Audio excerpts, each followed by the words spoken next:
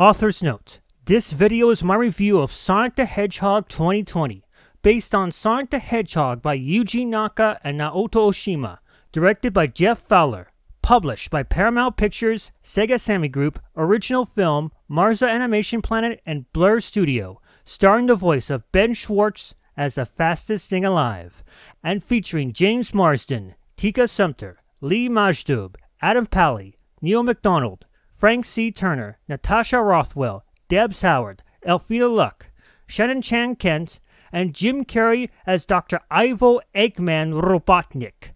Rated PG. Ugh, I can't with that guy.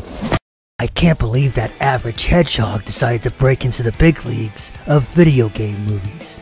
What's more surprising, it's more faithful to its source material than that Super Mario Bros. Movie from the 90s. Ironic, isn't it? It's amazing that a Sonic the Hedgehog film has a better reputation than Sonic 06 and Sonic Boom Rise of Lyric. Having fled planet Mobius as a child, Sonic has grown up on Earth, hoping to find a purpose on the new planet. But his desire for friends caught the attention of one Dr. Robotnik, who's out to get his powers and conquer the world. Meow? Yeah, I know, I'm using footage from the original trailer, but as a comparison, as you can tell, the design for the final version of Sonic looks far more cartoony than that bland and boring original design they came up with. Wider eyes, a better mouth, and a body shape that fits in with his previous Sonic designs. My only concern was the side of his face cheeks. I wish they were wider, but other than that, it's a far better design for this iconic video game hero. And that's saying a lot. That is very gross! Of course, looks aren't everything, and personality is what drives the character.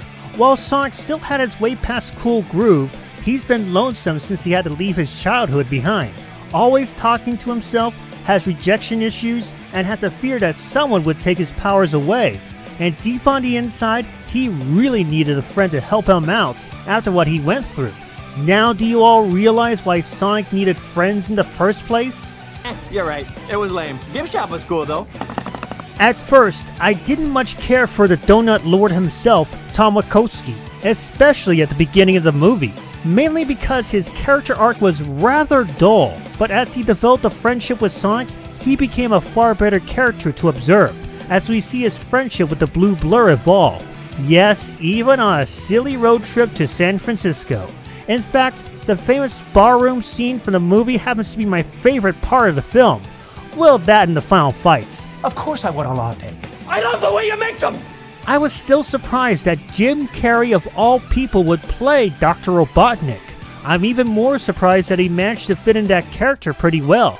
He chews the scenery out like he did in films like The Mask, Ace Ventura, Batman Forever, and The Grinch. But at the same time, he also provided a sinister side to the Mad Eggman, which sometimes scared me. Overall, I'm glad Jim Carrey nailed the role, and I hope he returns in any planned sequel. That would be smokin'! Wait! Don't hurt him! Sonic has had a rough legacy since his birth on the Sega Genesis in 1991, but the Sonic the Hedgehog movie is another high note in his almost 30-year legacy.